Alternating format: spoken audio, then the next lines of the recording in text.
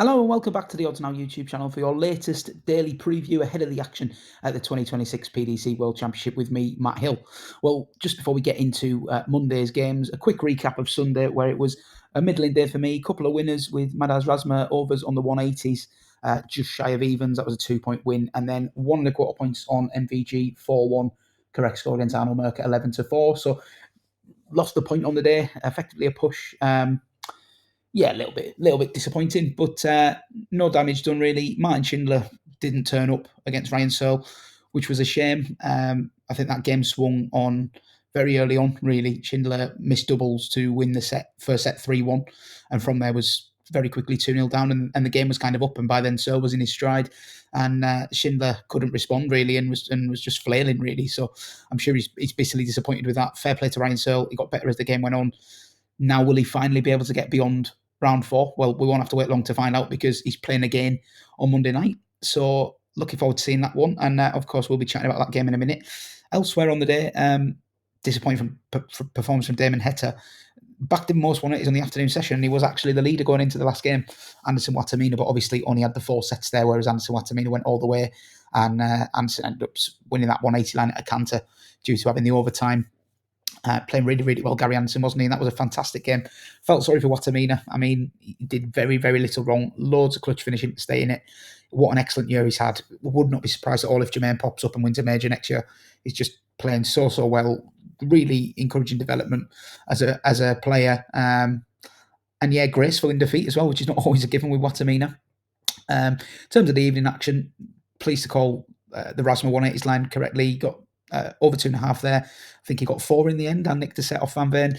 And yeah, Van Gogh and Merck went exactly as expected, really. Merck averaging around 90, did well enough to win a set. Van Gogh just too good. Humphreys Clemens was a surprise. Fantastic to see Gabriel Clemens playing that well. 9 180s from him there. And looked dead and buried at 3-0, didn't he? Battled all the way back. Should have made it 3-3 probably. But yeah, fantastic showing in defeat. And Humphreys just continues to tick along really as he does. So, you know, as many surprises as we've had in this tournament, a Humphreys Later final still very much on the cards. And yeah, going to be interesting to see how things pan out. Obviously, on Monday, we've got the conclusion of round 3 and the start of round 4 with a couple of round 4 games on the evening session. But first, we'll start with the afternoon where round 3 starts to conclude. Justin Hood versus Ryan Meikle is an interesting opener in terms of the market because it has moved. I thought it would. There's been money for Meikle. He opened up sort of north of 3-1. He's now been backed into a best price of 5-2. And that was always going to happen, I think, because you've got this interesting situation you sometimes get at the World Championship where you're comparing the very recent form with the seasonal form. Now, on seasonal form, there's pretty much nothing to split Justin Hood and Ryan Meikle in terms of averages, less than a point in it. And obviously, Meikle has the stage experience and longevity. But in this particular tournament, Justin Hood has been exemplary, no more so than when beating Danny Noppert in an all-time classic in the last round. That was a painful one for me in one respect because I had backed Noppert outright and quarter bet. So disappointing to lose him playing so well, but Hood was fantastic. He seems to have a carefree attitude. He says all the right things, really likeable character, but it is only a couple of games. And how much do you read into 2 games? Is he likely to continue that form? If he plays that well again 5 more times, he could be world champion. Is he going to play that well again 5 more times? The seasonal and the longer statistics would suggest possibly not. But like you can't knock what he's produced so far. He's been top class. Ryan Meikle, on the other hand, he's been really, really workmanlike. I mean, he beat Jesus Salate in round 1. That was a drab affair. Salate averaging about 80. And Meikle just doing it at a canter, really, without any pressure. And then he was bang under pressure against Johnny Tartar. It was a painful one for me. I backed Tartar to winning at the most 180s. He was up on the 180s line, but then blew a 2-set lead. And he did get away with that, Meikle, to be honest. Tartar wobbled from 2-0 up. He was well in control of the match. But credit to Meikle, he hung in there and he finished strong, and he's still here. And I think, like I say, when you look at the longer-term picture, this is a very tight match. I mean, if this was a round 1 game, I think it would have been priced sort of each of 2, to be honest. So it just shows how much weight that the market has put into Hood's 2 performances. And it's hard to argue with that. He does look right now to be playing far better than Ryan Meikle is, but this is a different match, different test for him. The pace is going to be slow and lethargic as it always is with Meikle, and that will probably not suit Hood as much as it has when he's played Nick Kenny and Danny Noppert, 2 quick players. So interested to see how he handles that side of things. I think he just seems to play his own game, so don't think it'll necessarily be a huge negative, but it is just another unknown. In terms of the match market, I had a comment on one of my videos a few days ago asking me what I made of Meikle at 3-1 and whether it would be a bet. And I said at the time in reply that yes, I do think that the money will come for Meikle, and it has. Would I be rushing to back him at 5-2? Probably not.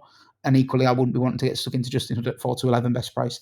The way I am going to play this game, though, I'm going to back Hood on the 180s handicap. Now, just as the match market has sort of shortened up, money has come for Meikle on the 180 lines, and there's nothing between them on 180 in seasonally. But in this particular tournament, there is a massive disparity. I think Meikle has hit 5 in 32 legs, which equates to like 0.15 180s per leg, whereas Hood has hit 15 or 16 in 41 legs. So he's going at just under 0.4 180s a leg. Now, that it's a recent sample and it's a small sample, but that is a hell of a disparity. That is one man who is scoring really, really well and really freely against another man who's having to work really, really hard for his 180s. So this market has balanced out, and I think it's now the time to strike with Hood on the handicap. So I'm going to have 1.5 points on Hood minus 1.5 180s. Bit of a mouthful there. Evens with 10 bet, and then you can also top up for a further half point with just over 6-4 with LiveScore on minus 2.5 180s. So that's how I'm going to play that game. I think Justin Hood probably does win it. I wouldn't want to be getting stuck in at 4-11. I think Meikle will be a sterner test, and I understand the money coming for him. But yeah, I'm just going to play Hood on the 180s, and I think he's far more likely to sustain his scoring, maybe rather than putting a dominant 4-0 performance here. So that'll be the way I'm going to play it game 1.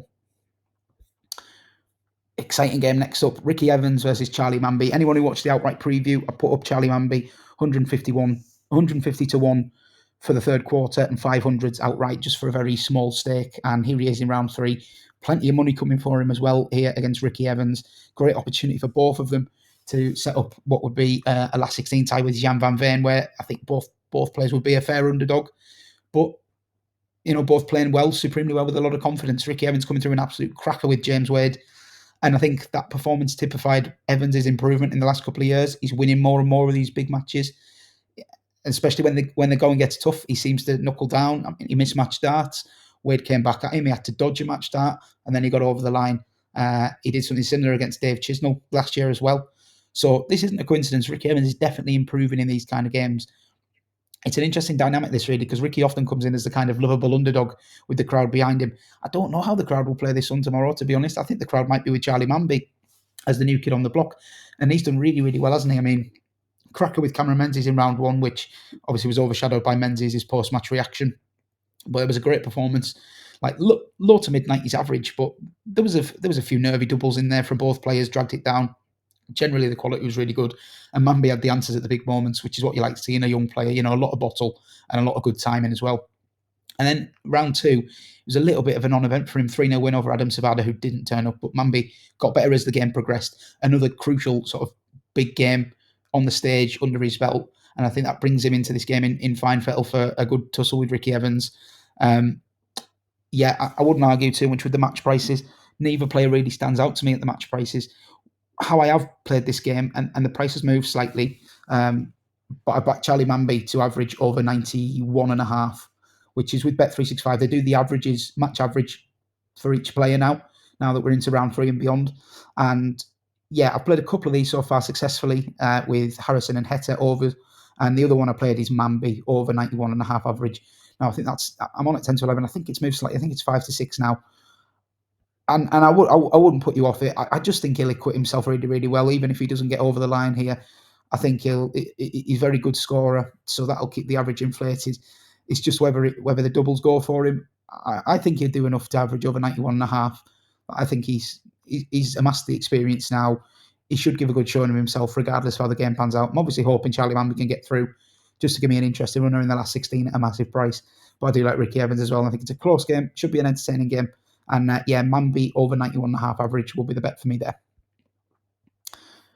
Final game of the afternoon is Nathan Aspinall versus Kevin Doets. And this is a game where I find myself leaning towards the outsider. I've backed Doets at 13-5 myself. Not much movement there. 5-2 is the best price available now, so slightly shortening. But I think you might get a little bit bigger on the exchange before the off. I think money will come for Aspinall as the experienced man and the player with the better pedigree. I've just been impressed with Doets, the way he's handled himself. I mean, he's got good experience at the World Championship anyway. Obviously, he's had them 2 classic games with Michael Smith before this year. Came through a sticky game in Noah Lim van Leuven last year. And then this year, had to work hard to beat Matt Dennett 3-1 in the opening round, and then had the crowd bang against him when David Munyua faced him in round 2. But like Doets before that match said it was a dream draw for him. Some people gave him a bit of stick for that, but he won 3-0 and he never looked in danger, and he scored exceptionally well in that game as well. So I think he comes here in a good mental state. Nathan Aspinall, well, Leonard Gates wasn't able to apply much pressure to him. Lawrence Alagan applied more pressure in round 1, and Aspinall really had to fire himself up to get past him there. But I just think this looks a tight game. I think the market, I totally get why it's leaned with Aspinall in this way. On pedigree and on seasonal stats and stuff, yes, you'd have to make him a strong favourite. But on based off what I've seen of both players in this tournament, I think this is tighter than it looks. I think Doets will give a really good account of himself. So the way I'm going to play it, I'm going to have a point on Doets at 5-2, and I'm going to have another point on a Bet Builder with Bet365, over 5.5 sets and over 7.5 Doets 180s. I think that if we do get the overs on the sets, that is ample time for Doets to cover this 180 line. He's been scoring really well, really, really natural throw, and he's always been a heavy scorer. Doets just maybe lacked a bit of consistency at times. Can follow up a 180 with a 45 quite frequently. Does it on the Pro Tour all the time, does my head in. But he is scoring really, really well. I think he'll enjoy the atmosphere. Those 2 games of Michael Smith should prepare him for exactly the kind of atmosphere it's going to be. And I think it could be one of those with the crowd where, that they're with Nathan Aspinall by and large, but Doets could win them round with his performance, and it could end up just being like a really sort of split crowd cheering both players on. Aspinall, his experience should get him over the line. He's had a fantastic year, but it's more a pro Doets stance. I think Kevin Doets is a potential sort of top 20 player in the world in the coming years if he can just add a layer of consistency to his game. His top level is really top, and I'm hoping he gives a good account of himself here, and it could be a really entertaining end to the afternoon session here. On to the evening then for the final game of round 3. Could be a corker, Josh Rock versus Callum Rydz. Now, unfortunately, I wanted to put up a Bet Builder on this game. At the time of recording, Bet365 have stripped all their markets down for this game, other than the match winner, which is really strange. I've not done it for any other game. I don't know what the reason is, so I can't put the Bet Builder together because I don't know the price. But for reference, I'd be looking at the overs sets and the overs 180s combined, just in the middle of the line. I think Rydz will make this close. I actually was half tempted to back him at 5-2 here. He's really drifted. But he's so comfortable at Ali Pali, isn't he? He came through an absolute cracker with Daryl Gurney. Worthy winner there. Took out a massive finish in the last set to swing it. We all know what his scoring's like. The crowd love him. Rock, a popular player as well. But again, this is another game where I think the crowd will be split, and both players will have ample support here. And yeah, Rydz, just generally, you don't want to oppose him lightly here at the World Championship. His record is absolutely stellar.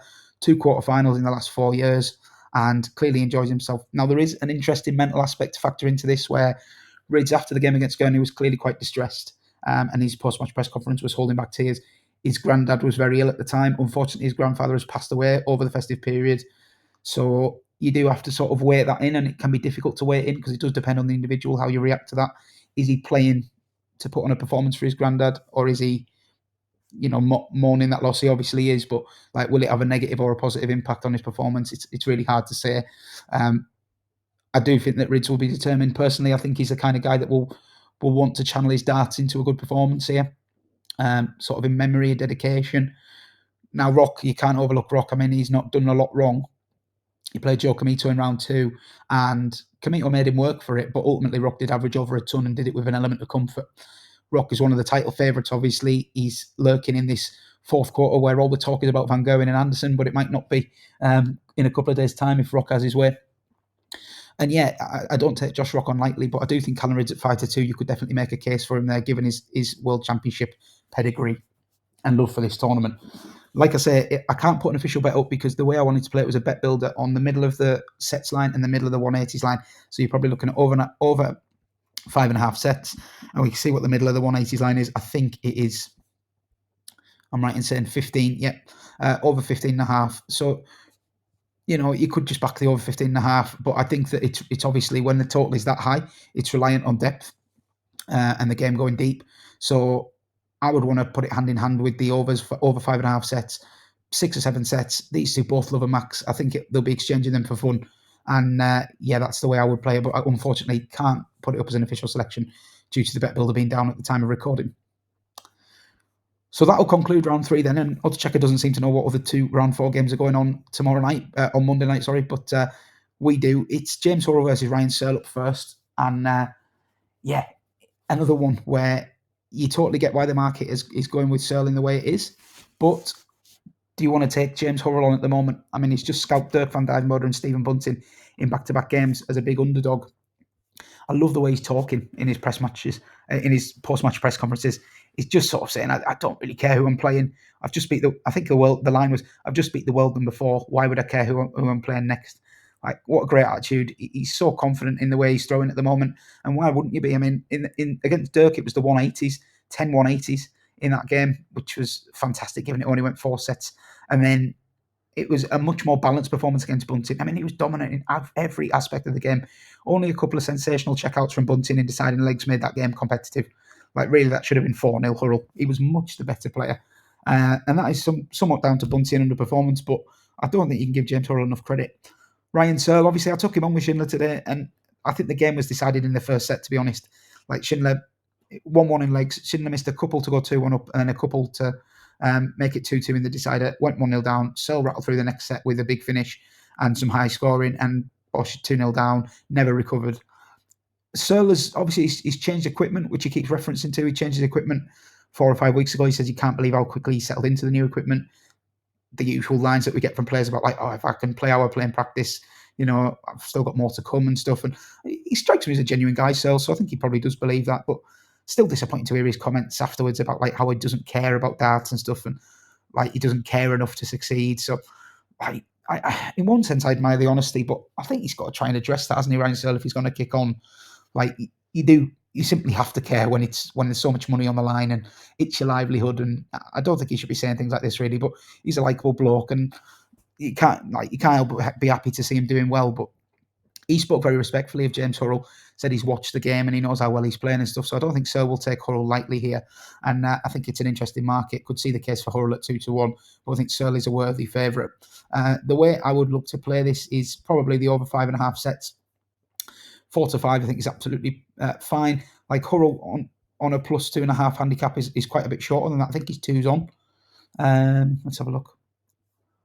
Yeah, 2s on, plus 2.5 sets. Well, I don't think Hurrell's going to scrub Searle 4-0. So I'm fairly confident here that the way to play it is the over 5.5 sets at 4-5. Just think it's rock solid. James Hurrell should give another good showing of himself. The other way to play it is to back Hurrell on the overs average line. I think his average is set at 93.5. He's averaged 98 against Stephen Bunting. I don't see loads of regression coming here. Quick turnaround, playing very well, confident, scoring well, finishing well, not overly reliant on one facet of his game. In fact, for the purposes of YouTube, let's go for that as the official selection. James Hurrell, over 93.5 match average. I will just get the official price up, just so that I'm not guessing it. I'm pretty sure it was 5-6 because I did look earlier. But yeah, I'll just get that up in the background. Yes, 5-6 for James Hurrell to average 93.5 or more. So that'll be a 2-point win selection for YouTube. And like I say, you could also back the over 5.5 sets if you wanted to keep it a little bit more simple. Okay, then that leaves us with just one more game to go on Monday night, and it is Luke Littler back in action against Rob Cross. Not a game that I'm desperate to get mad involved in. Like, Littler obviously being absolutely hammered in the betting. Cross, having scrubbed Damon Head to 4-0, remains a huge underdog here, 11-1 best price and 12s on the exchange. Still not seen enough from Cross to make me want to back him here. Like, the market is more deciding whether or not he can win a set. I think he's 8-11 for this over 4.5, 11-8 for the unders, and Littler 4-0, 6-4. So the market's expecting him to get a set, not a lot more, which I think is about right. Like, I've had a bit of joy in this tournament playing the over 4.5 sets at times, but I'm not in a rush to do that, really. The one angle that I did quite like in this game, I won't be putting up officially, but Littler's ton plus checkouts against Suljovic were exceptional. 4 ton plus checkouts in that game. He had 2 in 3 sets against Darius Labanauskas as well. Also had one against Di Davis. He just looks so likely, and he gives himself so many opportunities for those kind of checkouts. So you could back him to hit 3 or more ton plus checkouts at 13-8 with Bet365. Now, he hit 4 against Mensur. I think he gets 4 or 5 sets here. Can he do that again? Probably. It's Luke Littler. I'm not going to put it up as an official selection, but if I was playing the game, that would probably be something I would look at. As it is, happy to just leave this one as a no bet. Okay, then, so just to recap bets for the Monday, the 29th of December action. Justin Hood, Ryan Meikle, I'm going to back Hood on the -1.5, 180s line at even money for 1.5 points, and then a half point at 31-20 on -2.5, 180s. Rick Evans, Charlie Manby, I'm going to play Charlie Manby over 91.5 match average in this game. That's 5 to 6 with Bet365. Nathan Aspinall, Kevin Doets. I'm going to have a point on Kevin Doets to win at 5 to 2, and then a point on over 5.5 sets and over 7.5 Doets 180s on the Bet365 Bet Builder. That is 7 to 4 at the time of recording. Josh Rock, Callum Rydz. I can't put an official bet up because the Bet Builder function is down for this game at the time of writing, but I would be looking at over 180s and over 5.5 sets in a combination Bet Builder. And then the only other official bet on the night is James Hurrell, Ryan Searle. I'm going to back Hurrell over 93.5 match average, again at 5 to 6. Okay, so that concludes my thoughts for Monday's action. Let me know what you're backing in the comments. Thanks very much for watching the videos as always. And if you enjoyed it, please do give us a thumb up. And if you haven't already, do hit subscribe to the Odds Now YouTube channel. I'll be back to look at Tuesday's action, which is the last set of last 16 games before we have a one-day break and then quarterfinal day on New Year's Day. So thanks for watching, and I'll be back in touch very soon.